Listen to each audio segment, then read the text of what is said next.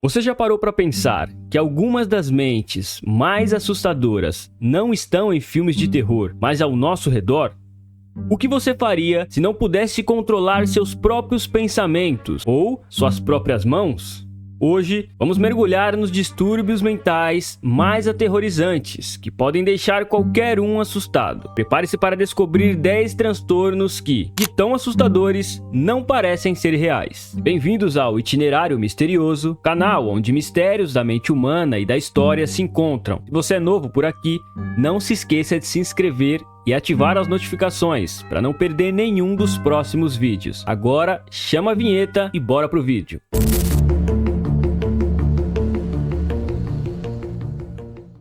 Antes de começarmos, é importante lembrar que o cérebro humano é incrivelmente complexo e ainda há muito que a ciência não entende completamente. Estes transtornos mentais que vamos abordar são reais e afetam milhares de pessoas em todo o mundo. Enquanto alguns são extremamente raros, outros são mais comuns do que você imagina. Então, vamos abrir a mente e tentar compreender melhor essas condições assustadoras. Eu, particularmente, achei o 6º e o 10º os mais inacreditáveis. Licantropia clínica. É comum acreditar que a lua cheia desperta algo nas pessoas. Pontos de acampamento e filmes nos contam histórias sobre aqueles que temem a lua cheia, e nenhuma é mais comum do que o terrível lobisomem. Mas, enquanto essas histórias são ficção, existem pessoas que realmente acreditam que são animais. A licantropia clínica é uma condição psicológica na qual o indivíduo acredita que pode se transformar, se transformou recentemente ou é atualmente um animal não humano. Essa doença mental é considerada uma forma de psicose e afeta diretamente o estado mental e o comportamento do indivíduo. Frequentemente, a pessoa afetada guarda memórias de ser o animal ou exibe comportamentos semelhantes a animais, como rosnar, uivar ou até mesmo se mover de quatro, como a criatura que acredita ser. Embora muitos sintam que suas transformações são em lobos, os lobos não são os únicos animais descritos. Animais não caninos, como gatos, pássaros, cavalos, sapos e até mesmo abelhas, também existem. Síndrome de Paris. Nomeada pelo psiquiatra japonês Hiro Aota na década de 1980, a Síndrome de Paris se refere a sintomas psiquiátricos sofridos por certos visitantes da capital francesa. Os sintomas incluem tontura, a crença delirante de que são odiados ou vítimas de preconceito e até mesmo alucinações.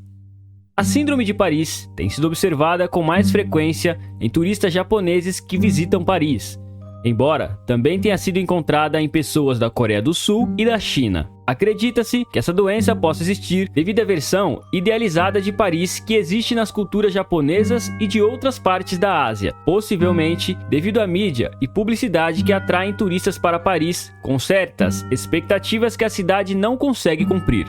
Enquanto as pessoas chegam acreditando que encontrarão uma cidade de sonho com pessoas bonitas que falam sua língua com um sotaque francês adorável e encontram algo menos, elas experimentam uma forma de choque cultural que pode fazê-las questionar não apenas suas crenças, mas também, literalmente, sua própria existência. Síndrome de Alice no País das Maravilhas. Embora Alice no País das Maravilhas seja um romance infantil amado que incrivelmente nunca saiu de circulação desde seu lançamento em 1865, a Síndrome de Alice no País das Maravilhas é muito menos adorável e muito mais perturbadora.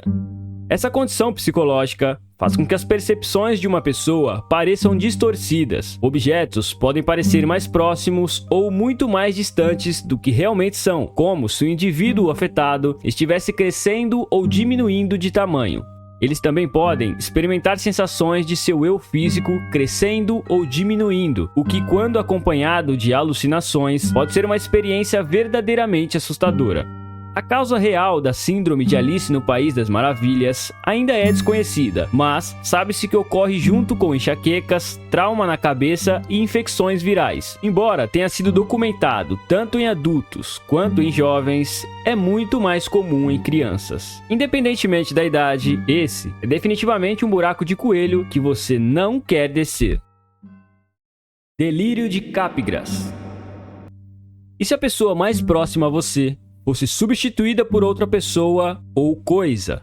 Imagine tentar explicar aos outros que essa pessoa que você conhece e ama é, na verdade, uma impostora e não ter uma única alma que acredite em você. Bem, é assim que é para aqueles que têm a infelicidade de sofrer do delírio de Capgras. É uma condição na qual o indivíduo acredita que uma pessoa ou mais pessoas ao seu redor são duplicatas e não realmente elas mesmas. Embora se acredite que o delírio de Capgras possa ser causado por danos cerebrais, especificamente no lobo frontal, a comunidade científica não concorda sobre exatamente por que ele ocorre. Além disso, não existe uma forma estabelecida de diagnosticar efetivamente essa doença, pois muitas vezes o indivíduo nem sabe que está doente. É comum que os indivíduos sejam levados para procurar ajuda por um familiar ou amigo que se preocupa, depois de ouvir que eles ou outra pessoa próxima à pessoa não são realmente elas mesmas. Transtorno dissoativo de identidade. Mais conhecido como transtorno de personalidade múltipla ou transtorno de personalidade dividida, o TDI é uma condição que tem sido amplamente retratada na mídia ficcional e tem um histórico de extrema controvérsia. É uma condição psicológica na qual o indivíduo parece possuir duas ou mais personalidades distintas, geralmente sem saber que as outras personalidades existem. Em vez disso, eles experimentam perda de tempo ou apagões, exigindo que aqueles ao seu redor descubram o que disseram e fizeram durante esse tempo. Enquanto alguns especialistas acreditam que o TDI é causado por trauma externo ou até mesmo múltiplos traumas experimentados pelo indivíduo, outros acreditam que é, na verdade, o resultado de práticas terapêuticas, como hipnose, manipulando uma mente maleável para dividir as características-chave do indivíduo em entidades separadas. Infelizmente, para alguém com TDI, a perda de tempo ou as ações tomadas que não eram suas podem ser demais, pois essa condição geralmente leva ao suicídio. Disforia de integridade corporal. Quando encontramos alguém com uma deficiência, muitas pessoas sentem pena deles e esperam que eles nunca precisem experimentar o mundo da forma como fazem. No entanto, existem alguns raros que sentem o contrário. Existem pessoas que têm uma condição psicológica chamada disforia de integridade corporal. É o desejo por algum tipo de deficiência, seja uma deficiência sensorial, como cegueira ou surdez, ou uma deficiência física, que pode incluir uma necessidade intensa de se tornar paralisado ou até mesmo amputar um membro. Pessoas com DIC ficam em um estado constante de desconforto por serem capazes e geralmente agem como se estivessem faltando um membro ou precisassem de uma cadeira de rodas, quando na verdade nenhuma das duas é verdade. Normalmente, se manifesta em indivíduos mais jovens, entre 8 e 12 anos. A DIC geralmente leva a cicatrizes traumáticas, desfiguração grave, modificações corporais e até mesmo, tragicamente, a perda da vida. Transtorno de despersonalização. Dizem que você nunca pode realmente conhecer alguém, mas e se esse alguém for você mesmo? Quando se trata de pessoas com transtorno de despersonalização, essa é uma realidade aterrorizante, pois elas frequentemente sentem como se o mundo ao seu redor ou elas mesmas não fossem reais.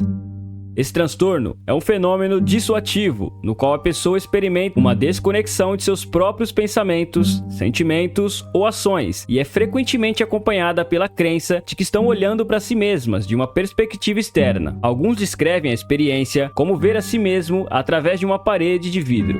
E se isso não for assustador o suficiente, isso leva geralmente a questionar quase tudo sobre o mundo ao seu redor. A despersonalização pode se manifestar como uma condição temporária, como um sintoma de trauma ou uma condição crônica, na qual o sofredor nunca pode se livrar. Infelizmente, não existe um tratamento universalmente aceito para essa condição alarmante, e algumas pessoas passam suas vidas inteiras não sendo elas mesmas. Autocanibalismo. A fome é uma necessidade fundamental em todos nós, mas, para alguns, essa necessidade os leva a consumir algo verdadeiramente perturbador, a si mesmos. Frequentemente ligado à depressão ou transtornos de ansiedade, o autocanibalismo é um transtorno mental no qual o indivíduo consome carne ou outras partes de si mesmo. Casos menos graves envolvem o consumo de coisas como crostas, melecas, cabelo e unhas, enquanto casos mais graves podem incluir comer seus próprios membros, como uma mão ou um pé, ou pedaços de sua própria carne.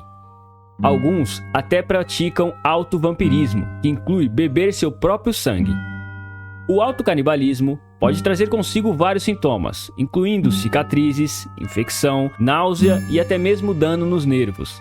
Embora certas terapias e medicamentos possam ajudar a controlar os impulsos de comer a si mesmo, o trauma deixado para trás pode ser suficiente para tirar o apetite de qualquer pessoa.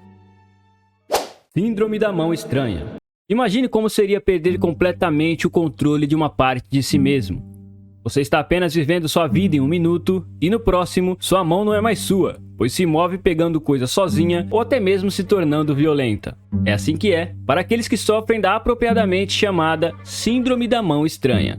Descoberta em 1908, a Síndrome da Mão Estranha é uma condição rara, na qual a mente do indivíduo não tem mais controle direto sobre sua própria mão. Esse membro ainda atua como uma mão funcional, alcançando, segurando ou até mesmo manipulando objetos, mas, muitas vezes, a pessoa a quem ela está conectado não tem a ideia do que está fazendo, até que lhe digam ou a mão faça algo perceptível. Acredita-se que essa síndrome se torne presente quando o indivíduo experimenta danos cerebrais que afetam o lobo frontal ou a área do corpo caloso do cérebro, geralmente causados por tumores, derrames, aneurisma ou outros problemas neurológicos. Esse dano interrompe o movimento e o controle. No entanto, existem alguns outros casos em que a causa exata da SME é desconhecida.